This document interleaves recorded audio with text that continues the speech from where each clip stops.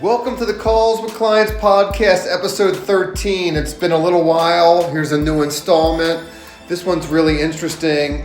She found out her dog is deaf, and she's asking questions about how to best work with him under certain circumstances, which requires us to talk about the e-collar, which she has some misgivings about.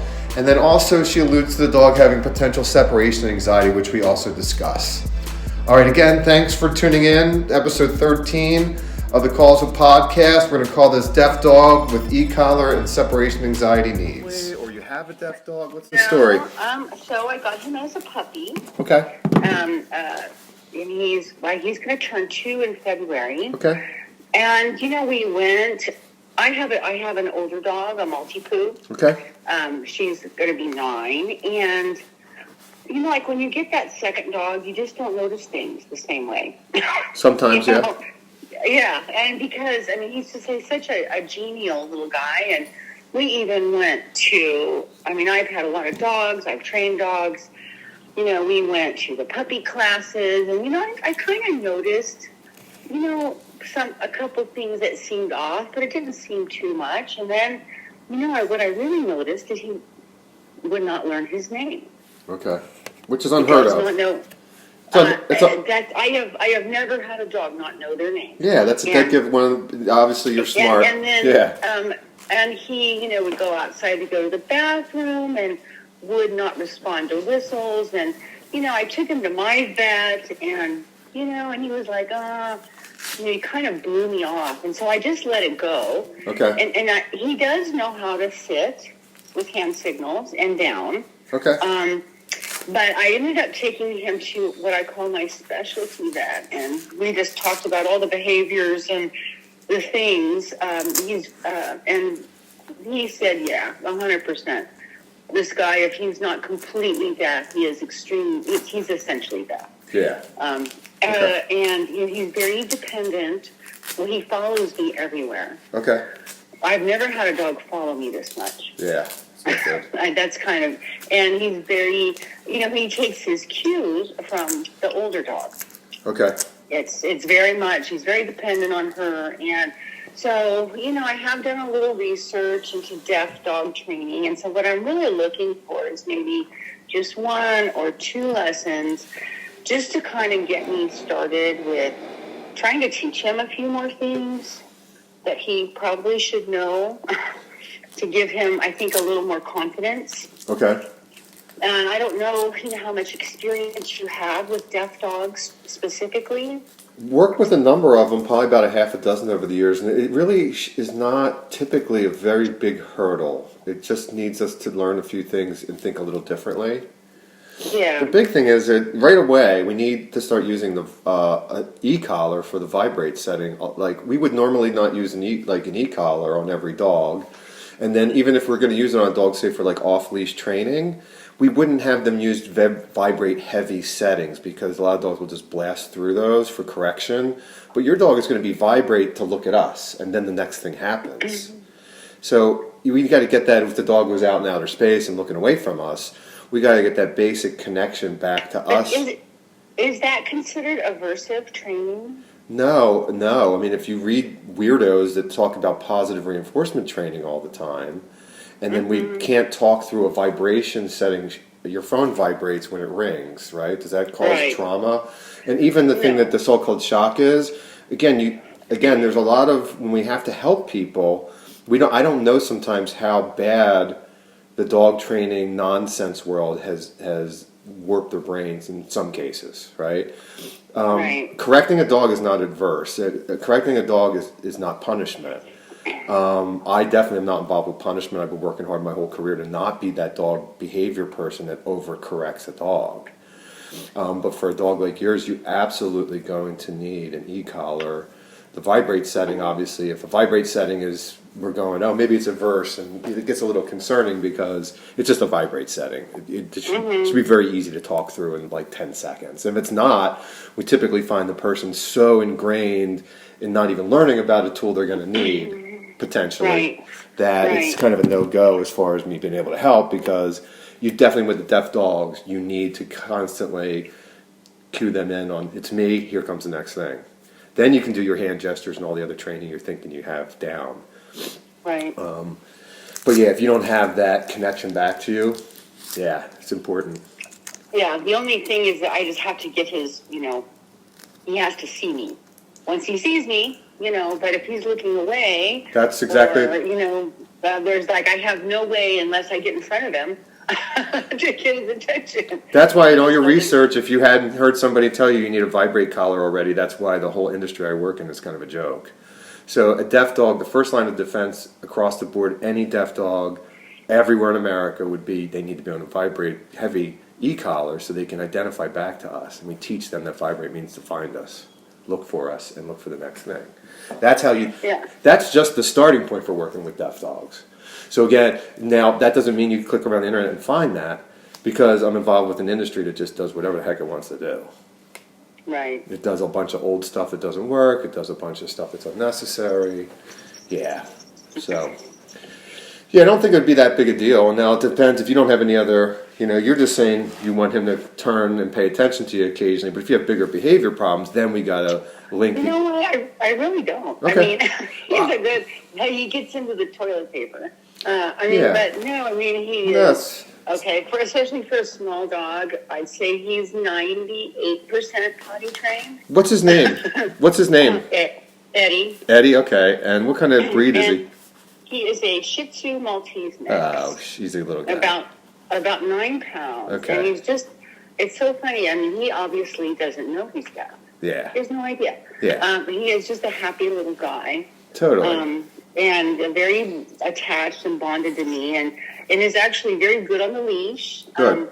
He's been on a bunch of airplane rides. Oh, nice. He's really good in public. He doesn't, last summer when I was walking him, he was starting to bark at other dogs. Yeah.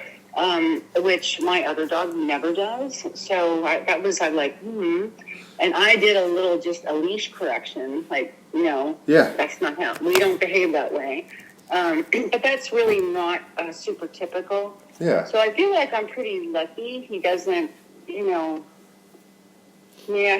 jumps on you, which I don't love that. But with these little dogs, you let them get away with stuff I would never let my German Shepherd get away with. Yeah, I mean, I get called for little ones, big ones all the time. I do know that people do treat dogs like Chihuahuas totally different. That's why they act different. But lots of them are smart enough and can start learning stuff. I would say, listen, I would think about the idea again that we need some vibrate heavy. Again, I wouldn't, if we use a dog for off-leash training, for instance, dog's going to go off-leash. I would never tell somebody to go off-leash without a backup. And the backup would always be the e-collar. So now we have to teach the dog. So we teach the dog that same little leash correction you gave. We link that up to the correction part, the so-called shock. It's actually more like a TENS unit, if you ever had a TENS unit on you. We do it at the first feel, the very first feeling. This is not what my industry does. This is just what I do. The very first feeling, usually around 20, we link it up to something that the dog already knows in a leash correction. So the dog goes to pull, and we know the dog's feeling the e-collar. It's at 20, a low level. And we also correct them, and they understand that low-level correction means stop, right? So that, or it can mean a million things, right? But you link it up to something they already know, and you do it at a very low level. First feel. Again, I was at just an event earlier today. I'm talking about, I don't have to name names, but other dog trainer. I got called in. They have 3 golden retriever litter mates that have been bumped around. This is their 3rd home because they go crazy together. They absolutely dig up the yard together. They go nuts. They were taught by another dog trainer e-collars, but when I looked at what the levels they were using, I said, your dogs are going to be half of this intensity. So they're getting corrected at 40 instead of 20. So trust me, I'm very sensitive to all these issues. But with the dog that's deaf, what you're describing is, and the dog can get confused about what the vibrate setting means. So even when you put a dog on the vibrate setting, we got to start. There's little things you can do right away to identify with you, to vibrate it and reel them in with a cum. Just a couple little things. That's why I have never used an e-collar. Yeah. It's not been I've never had to. Sure. It's not something I would just do on my own because I think probably done incorrectly, you can do more harm than good. Or any kind of vibrating, even just a vibrating collar, not even a shock collar. So So how, like how would I get a vibrating collar? Well, what I would recommend is he's little, but I still recommend this only one collar. It's called the IQ Plus. And again, I'd bring one over. I'd show you what it does first. So what I would recommend is maybe we do set up a session together. I come over, bring the e-collar. We talk about how we would use it. We don't necessarily put it on the dog yet. And then you start to go, okay, well, this makes a lot of sense. It's not what I thought it was. Can we try it a little bit? Or we don't. Okay. Or we don't. If we try it a little bit, then I start showing you, put it on. All I'm going to do is vibrate it and pet your dog. Vibrate, and it's me. And pet him. And don't let him run away from it. Vibrate, pet him, it's me. Vibrate, put him on a 10-foot leash. Vibrate and reel him in. Come, come, come. Vibrate means come find me, or at least look at me. And I'll start teaching him vibrate, and then the next thing comes. We start teaching other stuff. I'll say vibrate, and then I point, and I use the leash to put him on the place bed. So now the dog goes vibrate, means look at him. The point means go to the dog bed. So yeah, we're going to go to. It's funny because I teach people not to do nonverbal, especially for come. But in your case, everything's nonverbal because your dog can't hear. So we got to come up with kind of unique hand gestures. I don't want to come to necessarily be the normal stuff that people are doing, and your dog sees everybody lifting their hands in the air or patting their laps and they run. So maybe we'll do something a little different with like an X. Make a weird some kind of symbol, and that means come. So we'll start linking up to the things that the dog already knows. But again, show you the technology. Let you make your own educated decision being shown the technology the right way. Because, when I hear somebody say, it's adverse, it's because, you read somewhere that it hurts dog automatically. Yeah. So that no tool, no tool necessarily hurts a dog automatically. Any tool can be used wrong. You can even have a leash around a standard collar and let your dog keep choking itself out, and you're misusing that. Okay? So anything, and yes, I'm sensitive, as I said, because my industry does overuse and misuse the e-collar. Okay? But in your case of when you're running into, I have a deaf dog, and you run into these, I'm telling you, it's positive reinforcement wackos. It's that you can raise a dog with just food and no leash in your hand. Okay, it's not realistic.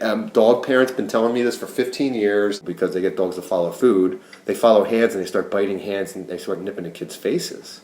So if dogs that learn food learning, there's a huge dark side to this whole thing. And then the dog, I see it all the time. I was just at an event this morning, and there was one of these dog trainers trying to food lure the dog, and it runs away. I don't think it'll take a lot. I don't think. And I think that he has mimicked a lot of her behaviors, and he likes to be close to her constantly. And I should have picked up on this sooner because when I take them out walking, he is constantly checking in with her. Those dogs. They may not have separation anxiety now, but when that older dog passes away, it will trigger separation anxiety. Well, many cases. That has been on my mind. It has been. I've seen it firsthand quite a bit, unfortunately. So because when I took Eddie to my specialty vet, I didn't bring Lola with me. Yeah. And normally he is totally fine in the car. But this time he shook the whole way. And I'm like, damn, you are having separation anxiety from Lola. Yeah. Oh my gosh! So I gotta get his confidence up. Again, you can read the wrong things and go up. No, you need to start dealing with the separation anxiety directly. Yeah. And I'm doing this trying to point you in the direction. That's what I do for a living. If you want to deal with that, I know you're calling about the deaf dog, but now you're forgetting that you have a behavior expert that can help you. I don't know what to do about separation, and I mean they're together all the time. No, that's not what you're. We'll talk through it first, as I'll help you understand what the concepts are before you wouldn't expect you to know what to do. Right? But what causes it is not what you can read anywhere. What's going to cause it is not having them be separate by doing things like place commands, where one dog's in the dog bed and the other's maybe on your lap. And they have to learn to deal with it. Yeah. You put a dog in the place command, leave the room so they're not following you all the time. You do actually ask for personal boundaries as you sit down once in a while, not all the time, but just so you check off on it So I developed, behavior-based commands. I don't teach, again, we're kind of alluding to that. I'm not going to teach you sit, stay, coming down. If you have these issues, we're going to work on the separation anxiety, which is all the following stuff and the lack of boundaries. And again, I let dogs sleep in bed with us. They're up on the couches all the time. But if you don't work on the boundaries, then this thing pops up at them. You think it's popping up out of nowhere, but it's because they're toxically attached. Do you see this more with these smaller dogs? No, I see it with every single dog I meet. Every single dog. Huh. Yeah, so like, This is my first experience with a dog that I don't think his separation anxiety is critical, but it could potentially get that way, especially if she, she's going to be 9. well, and these things don't stay static. Any kind of following, like constant following behavior, is going to lead to other behavior problems. It's just you don't get to pick which ones. So like, Yeah. I have a client. He unfortunately found out a year and a half ago he's in a wheelchair now. Basically, right? He's got a debilitating, and he's got an 80-pound Weimaraner that he couldn't control at all, right? And sometimes we just need to kind of just start teaching certain things to proactively avoid it, because now the dog's 14 months old. It's never walked on a leash. It's jumping in the air. Oh, wow. Okay. So. Yeah, I might have started on that right away. Yeah. But, Yeah. But I mean, this is just coming from. These are really my first small dogs. I've always had big dogs. I've had Australian Shepherds and Border Collies and Labs and that stuff. And I'm a pretty strict trainer with my dogs. But these little ones, they're kind of a different show. Well, then also it's like, past is the past. You're dealing with whatever dog's in front of you. Yeah. And again, I try to be respectful of everybody. And you can have 50 dogs. I saw 50 dogs like in the last 2 weeks. So it's like, okay, and you live with individual dogs that you run into patterns with, or in times change, or you don't, old things don't work the way they did. I have a bunch of clients that have moved from relatively quiet country areas to normal neighborhoods, and now the dogs are older and they realize they don't have the control they want. So do you think, like, he's he's a year and a half? Yeah. Have I missed the window of opportunity for him? No, there's. I work with really old dogs, young dogs. The only problem that you run into is the longer you wait, the more their behavior can become ingrained if you don't like it. Yeah. But with him, I think once we get a vibrate collar on him, we can identify with him a little bit more, and just teach him basic boundaries, like not to always be following you, and some place command. It'd go pretty far. Well, when you meet him, he is so stinking cute. It's That's hard the problem. Not to spoil him. It really is, and he's just a happy little guy. And you know what makes me feel bad? He is never going to hear me tell him he's a good boy. Yep. Yep. And my Maltese, I swear she understands the words I'm saying sometimes. She looks at me so intently, and I'm not trying to anthropomorphize my animal. Why not? But, why not? I'm an empty nester. These are my babies now. No, they're my babies. I over emotionalize the dogs. I think they're little people, and that's why when they have trouble or people need help, I want to make sure you get the right information. Again, if you've I don't think he's in trouble now, but I want to prevent anything and that can come down the line. As you can hear, a very interesting case. She's going to have to learn to use the e-collar, vibrate settings, and may need to learn a little bit about separation anxiety. Just glad I can help people. These are the initial calls with clients. This is the Calls with Clients podcast, episode 13, Deaf Dog needing to learn about the e-collar and potential separation anxiety issues. Thanks for listening, and never forget, change is possible when you use communication commands and the personal dog training system to help communicate with your dog.